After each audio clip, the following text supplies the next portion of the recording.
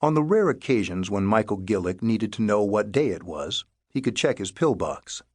It was the size of a small briefcase and had 7 compartments, one for each day of the week. Each compartment was subdivided into sections for the 5 times each day that Michael took his pills: 7 o'clock in the morning, noon, 3:30, 8:30, and 11 at night. He set his cell phone alarm to the times to make sure he did not forget. Once a week, Michael or his mother would refill the compartments, in a careful ritual that was the pharmacopoeial equivalent of turning the hourglass.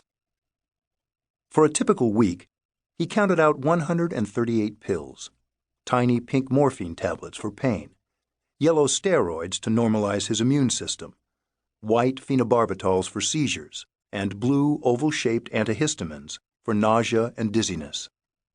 There was also Prevacid for heartburn, Corguard for high blood pressure, and a yogurt pill for indigestion. 3 times a day, Michael took a powerful blood pressure medication called riveting. Years earlier, the drug's manufacturer, the company's name at the time was Ciba-Geigy, had stopped making riveting in pill form, but Michael had secured a large stockpile and had been working his way through it ever since. Michael lived with his parents in a ranch-style house on a shady street in the comfortable Brookside Heights section of Toms River, New Jersey. He did not get out much. He loved movies, but a trip to the theater was an ordeal because he was extremely small. Strangers would point and say, "Oh, what a cutie."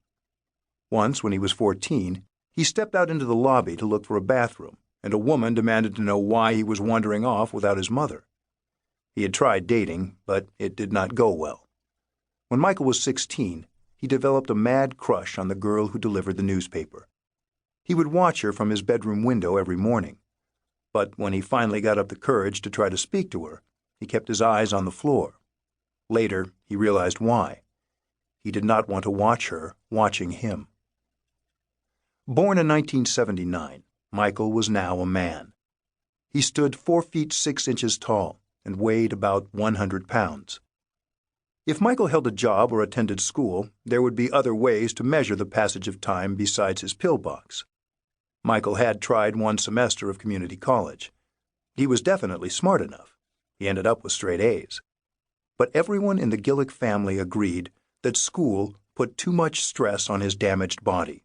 A job would be even worse. So Michael stayed home instead. Most days he would sleep until noon, watch soap operas in the afternoon, exercise, he liked lifting light weights, mess around a bit on the guitar, and then play video games or watch professional wrestling for hours and hours after dinner. Michael was a night owl, but he had his reasons. Staying up until 3 o'clock and watching television was far superior to trying to sleep. There were 2 nightmares he could not shake. In the first, he watched through his bedroom window as the family dog ran out into the street and was hit by a passing car. The second nightmare, far worse, came from the horror movies and fantasy video games Michael loved. It featured a hideous blood-soaked man brandishing a huge knife in a howling thunderstorm. "I'll always be with you, and in the end, I'll come for you," the man would tell Michael as lightning crashed. Then the ghoul would kill Michael's parents and older brother, one by one, as Michael watched. After one especially horrific night when Michael was young, his mother asked a police sketch artist to come to the house and draw the imaginary man based on Michael's description, but it didn't help much. The gruesome killer was true to his word. He kept coming back. His name was Sir Can, and only later did Michael and his mother invert the name's syllables and figure out its significance.